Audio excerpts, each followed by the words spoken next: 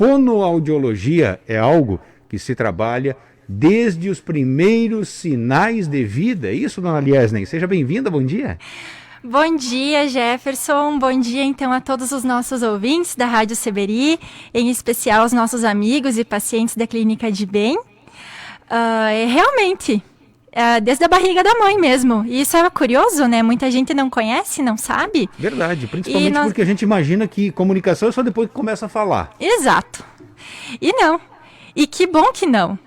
Porque hoje em dia a gente consegue fazer a promoção da saúde auditiva, de linguagem, até quando se fala do equilíbrio, porque até o equilíbrio tem a ver com a fono, tem a ver com a comunicação humana, tem a ver com a alimentação também, que tem a ver com a fono. Olha Tudo só. tem a ver com a fono. Explica um pouquinho mais pra gente sobre todo esse trabalho e como começa todo esse processo, principalmente já desde os momentos da concepção. Isso. Então, a gente pode ter alguns cuidados a partir da consultoria, que se pode fazer com a mulher já gestante. Então, algumas orientações que a gente pode ter no momento da gestação. E isso vai depender de cada mulher, isso vai depender de cada gestação. E a gente sabe que quando a criança nasce, a gente precisa ter uma atenção especial em relação à audição, por exemplo, que a gente pode ter por meio do teste da orelhinha, que é um teste que a gente pode fazer a partir do 2º dia de vida, que é um teste que vai fazer uma triagem para saber se a criança está ouvindo bem ou não. Além disso, a gente pode fazer o teste da linguinha, que é um teste essencial e a gente sabe que hoje ele é obrigatório, e é obrigatório desde 2014 em território nacional, para a gente avaliar se a criança pode ter algum problema futuro em relação à fala, se ela pode ter alguma dificuldade para a amamentação e que a linguinha possa estar influenciando, por exemplo. Olha só que importante isso. E esses testes, o da orelhinha você já falou que são dos primeiros dias. E o da língua, hein? O da linguinha pode ser feito a partir do momento que a criança nasce, porque ele vai avaliar o frênulo lingual, que é uma pelezinha, eu chamo de forma mais simples para que a gente possa entender, que a gente tem embaixo da língua. E ao contrário do que a gente possa pensar, essa pelezinha ela não cresce a partir do momento que a gente cresce, que a gente vira adulto. Ela não cresce junto. Então, se ela está alterada, vai influenciar na vida da criança, do jovem, do adulto, enfim, em toda a sua vida. Olha que importante todo esse processo, e principalmente por quê? Porque cada caso diagnosticado lá no seu início, ele tem um processo curativo muito mais fácil, né, Liesnen? Exatamente. E quando a gente fala do teste da linguinha separado, a gente pode falar dessa parte também da amamentação. Que muitas mães têm a dificuldade de amamentar e não se tem uma justificativa para isso, não consegue descobrir, e o teste da linguinha pode auxiliar. Que importante também, e principalmente porque quando você fala da audição, tem uma série de outras situações, quando você falava, por exemplo, de equilíbrio, né? Isso. Dentro da nossa orelha, nós temos a parte que nos faz escutar e a parte que nos faz saber onde estamos, que nos faz saber se estamos sentados, de pé, deitados. E quando isso não está certo, nós temos a sensação de tontura. Então, o fonoaudiólogo, ele é o profissional que é especializado para avaliar e também para reabilitar essa pessoa que tem a tontura.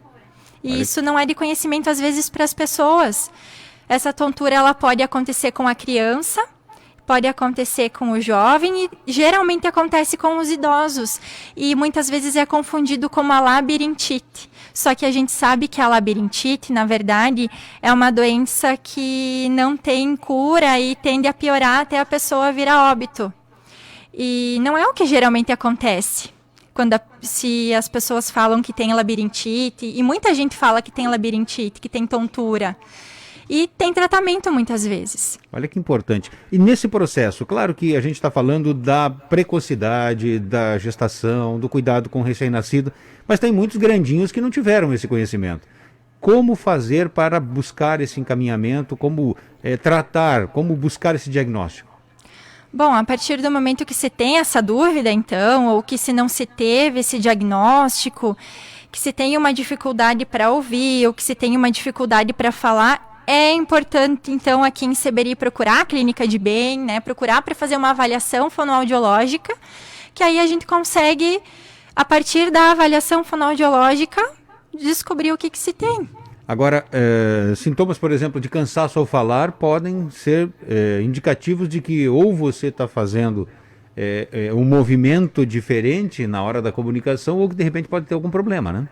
É um problema de comunicação e que as pessoas não se dão por conta. Porque nós, seres humanos, temos a capacidade de falar. Ao mesmo tempo, temos a capacidade de respirar e temos a capacidade de engolir. E conversando contigo agora, eu tenho que ter essa capacidade de respirar, engolir a minha saliva e poder conversar com você. Tem muitas pessoas que têm essa dificuldade de coordenar todas essas habilidades e que se cansam muito fácil, por exemplo. Então, elas precisam de tratamento para poder se comunicar melhor. E quando se fala de ansiedade, o pânico pode ser um problema também nessa hora, quando falta, né? Quando fica ofegante. Isso pode ser um sintoma, como pode ser a causa de uma dificuldade na comunicação. Por isso que é importante uma avaliação fonoaudiológica para definir exatamente o que fazer com a pessoa.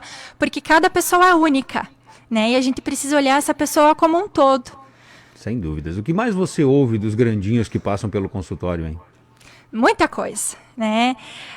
Geralmente é essa questão de que tem um labirintite, mas na verdade pode ser uma coisa simples e tratável. Por exemplo, as mulheres vão estender uma roupa e sentem a tontura porque levantam a cabeça. Ou alguém vai amarrar um cadarço e sente a tontura. E isso atrapalha muito no dia a dia. E isso é uma queixa muito frequente no consultório.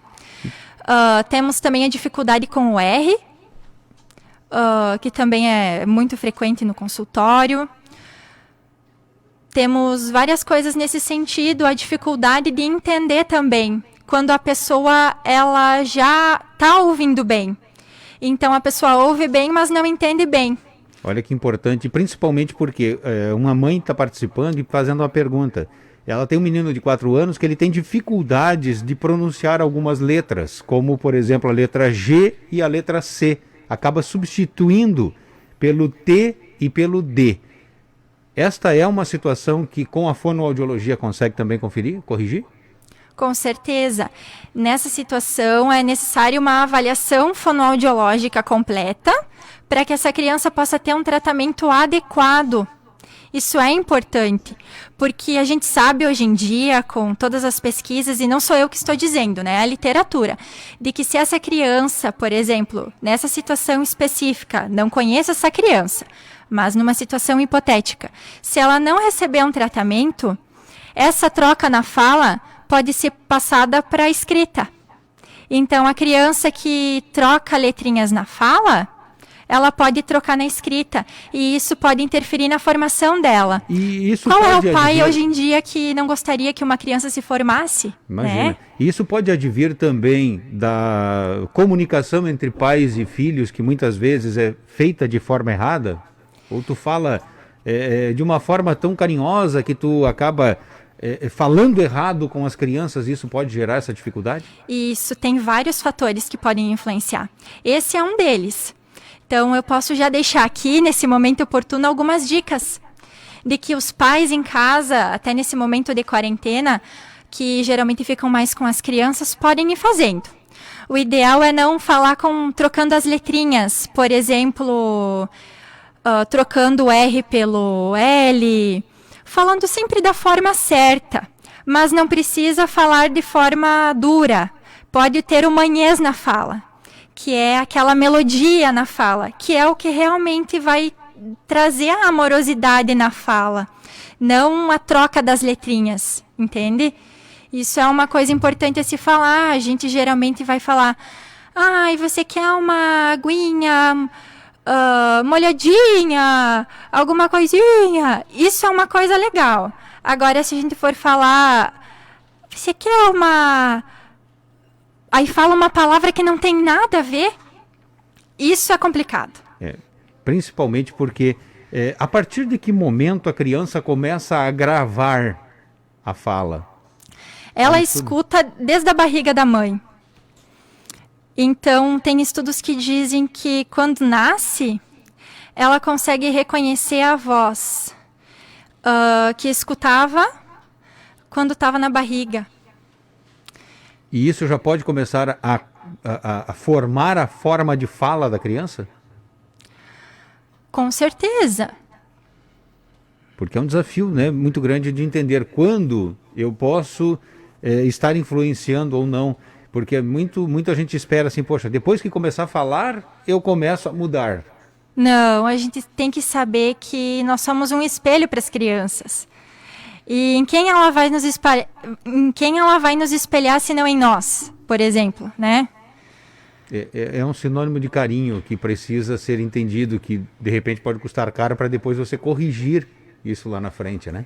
Uhum. É um desafio muito grande para você tirar depois esses vícios, né? A gente puxa a palavra várias vezes, né? Inclusive essa mãe está dizendo, ela agora está puxando, são 4 anos, essa criança já está com uma opinião formada. Eu penso que seria uma dica legal de fazer, né, um contato, fazer uma visita e mais do que tudo, ela puxa a palavra várias vezes, mas a criança tem uma dificuldade. Pode ser de repente um problema de dificuldade do próprio sistema de fala, ou seja, envolvendo língua, boca, enfim. Pode ser alguma situação nesse sentido que possa estar acontecendo? Pode ser até em relação à audição. Então, por isso que é importante uma avaliação fonoaudiológica completa. Porque quem me garante que essa criança que faz essas trocas está ouvindo bem? Essa criança já fez alguma avaliação? Ok, né? Interessante isso. Até porque teve um momento em que um pai compartilhava que o filho tinha dificuldade de aprendizado. Uhum. E ele entendia que isso era uma deficiência. E ele só foi entender que o que estava acontecendo com a criança, que não tinha ainda discernimento, era uma dificuldade de visão. Uhum. Ela não conseguia ter uma visão clara e com isso não tinha o aprendizado necessário. E como ela não tinha força para se expor e dizer que ela não estava vendo, ela sofria com isso. Então, o processo investigativo, principalmente quando se fala de criança, ele é muito grande, né? Ele é muito grande e importante. Geralmente, a gente tem que pensar nisso desde lá da gestação.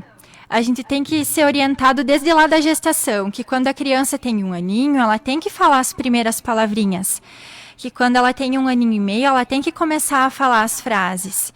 Porque se isso for muito atrasado, se isso passar por muito tempo, a gente não vai conseguir, daqui a pouco, mais tarde, reverter a situação ou ajudar a criança como ela deveria ser ajudada. Acontece de ter crianças, entre aspas, preguiçosas, que não gostam e que vão tendo um prazo um pouco maior para as coisas acontecerem?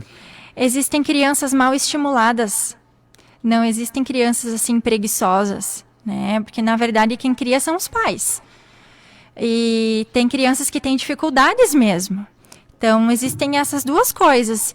E por isso que a avaliação, novamente, né, reitero que é importante para que os pais saibam para que caminho seguir. Muito bem. E nesse contexto, o mais importante reforçando o que nós já dissemos, né? O diagnóstico precoce pode fazer toda a diferença, né, Eliasne? Faz. E nos dias atuais isso é muito importante. Porque está tudo muito mais cedo, está tudo muito realmente precoce. E esses atrasos fazem com que as pessoas percam muita coisa da vida, né? Claro que a gente tem que pensar que cada pessoa tem o seu tempo, mas se a gente não oferta o tempo certo para a pessoa, com os estímulos adequados, que isso vem por meio da terapia, a gente nunca consegue. Outra questão, só para fecharmos, né? O tempo aqui é nosso escravo, já está nos mandando embora, mas para fecharmos, cuidado também com alguns programas televisivos que podem trazer muitas falas estimulantes e erradas. Isso pode trazer problema também, né? Por isso que é importante não deixar as crianças expostas por muito tempo em alguns meios tecnológicos agora, nessa época. Que legal. Eliasne, sempre uma alegria poder recebê-la aqui, sucesso, seja muito bem-vinda, equipe de bem e mais do que tudo, né? Sempre que tiver alguma dica, a gente está aqui inteira à disposição. Muito obrigada. Um bom dia a todos. Eliasne Dalmoura, fonoaudióloga, falando sobre alguns cuidados que começam, confesso, descobri hoje, lá na barriga da mãe, quando se fala de fonoaudiologia.